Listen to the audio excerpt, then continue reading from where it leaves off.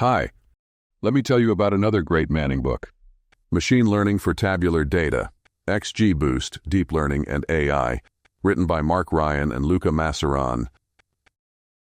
Tabular data, commonly found in spreadsheets, CSV files, and databases, is a cornerstone of our daily lives and a key resource for training machine learning and deep learning models. Utilizing this data effectively can solve practical problems in various fields, such as finance and banking, healthcare, e-commerce, telecommunications, and manufacturing. This book shows you how to choose the right modeling approach for tabular data problems, introducing two main methods: machine learning and deep learning. We also discuss why tabular data requires a different approach than other data types, such as images and text.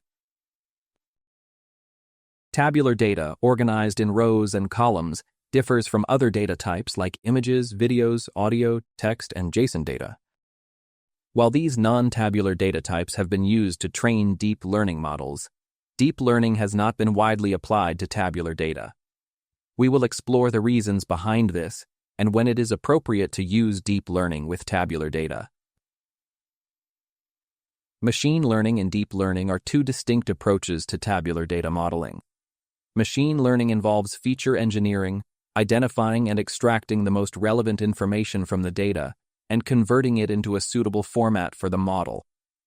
However, deep learning, inspired by how a biological brain is structured, can learn useful representations directly from the data and map them to predictions. Such capability, called representational learning, allows deep learning to process data internally and automatically for problem solving. This means deep learning models can automatically discover intricate patterns and dependencies in the data that may not be apparent through manual feature engineering. In contrast, classical machine learning models focus more on manual data processing and other ways to embed subject matter expertise into the model. Using deep learning with tabular data is a controversial topic in data science. Some practitioners believe that gradient boosting techniques are sufficient and that deep learning is unnecessary. In contrast, others argue that deep learning outperforms gradient boosting in some tabular data applications. This text explores gradient boosting and deep learning for tabular data, guiding when to use each approach.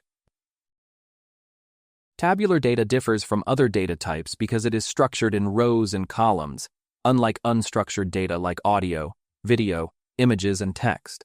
Deep learning has revolutionized the process of transforming unstructured data into a structured format for predictive models. However, deep learning has faced challenges when applied to tabular data, primarily because tabular data is dispersed across private databases with varying rules and structures. Tabular datasets are difficult to access and contain a wide range of information, making it challenging to apply pre-trained deep learning solutions. Unlike images and text, where deep learning models can be easily shared and adapted, tabular problems currently cannot rely on transfer learning. This has limited the success of deep learning models for tabular data. However, both machine and deep learning can be used to solve tabular data problems, and deep learning can be more effective when working on very large datasets, where it can learn better representations from the data. In addition, we are confident that deep learning will become more important even for standard tabular data problems, as researchers test new architectures on realistic tabular data. Get this book at Manning.com